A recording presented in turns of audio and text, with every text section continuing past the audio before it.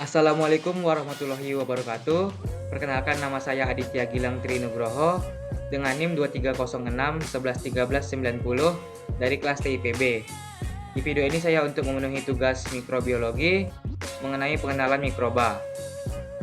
Langsung saja, pengertian mikroorganisme. Mikroorganisme adalah makhluk hidup berukuran kecil yang tak kasat mata.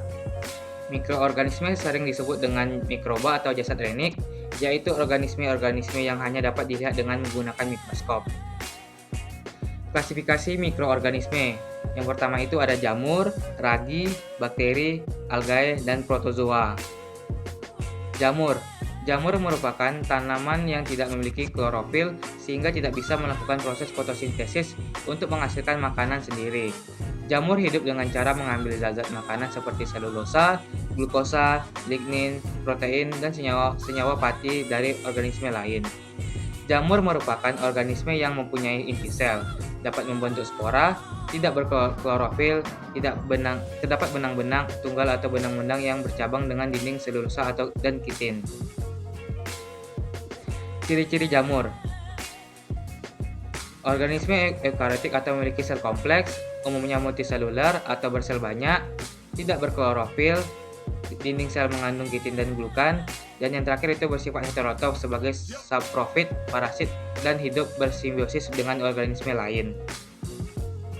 Selanjutnya itu ada ragi. Ragi atau yeast dalam bahasa Inggris merupakan organisme bersel tunggal berjenis eukariotik dan berkembang biak dengan cara membelah diri. Berbeda dengan bakteri, ragi memiliki ukuran sel lebih besar, memiliki organ-organ, memiliki membran inti sel, dan DNA terlokalisasi di dalam kromosom dalam inti sel. Ciri-ciri ragi. Ciri-ciri kondisi ragi yang masih baik antara lain ialah terasa dingin bila diraba. Ragi yang baik akan terlihat bersih, berwarna krim, dan berbutiran-butiran kecil. Dari segi aroma, ragi yang baik berbau sedap seperti buah apel yang masak. Ciri-ciri kondisi ragi yang sudah rusak antara lain ialah tekstur ragi butir-butiran lembek dan agak sedikit lengket bila diraba, wangi ragi coklat gelap tua, dan aroma ragi berbau tidak enak. Bakteri. Bakteri adalah organisme bersel satu atau uniselular, tidak memiliki membran inti atau prokariotik, tidak memiliki klorofil, berkembang biak dengan aseksual, yaitu pembelahan sel, dan memiliki ukuran mikron, sehingga dibutuhkan mikroskop untuk membantu pengamatan.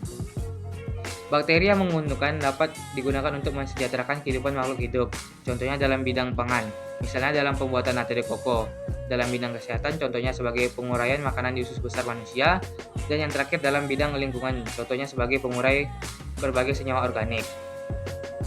Ciri-ciri bakteri. Mikroorganisme bersel satu atau uniselular, tidak memiliki membran inti atau prokariotik, tidak memiliki ukuran yang sangat kecil, dan dapat dihitung dalam satuan mikrometer. Selanjutnya itu ada algae. Alga adalah sekelompok organisme autotrof yang tidak memiliki organ dengan perbedaan fungsi yang nyata. Alga bahkan dianggap tidak memiliki organ seperti yang dimiliki tumbuhan seperti akar, batang, daun, dan sebagainya. Karena itu, alga pernah digolongkan pula sebagai tumbuhan bertalus. Sangat banyak jenis alga di alam ini. Salah satunya adalah jenis fitoplankton. Fitoplankton dapat berbentuk satu sel, koloni, atau bentuk filamen. Fitoplankton merupakan organisme autotrof yang dapat menghasilkan makanannya sendiri melalui proses fotosintesis. Ciri-ciri algae. Ciri-ciri umum alga adalah merupakan organisme eukariotik, tubuhnya tersusun dari banyak sel, dan ada yang uniselular bentuk benang dan pita, dan ada yang multiselular bentuk lembaran. Protozoa.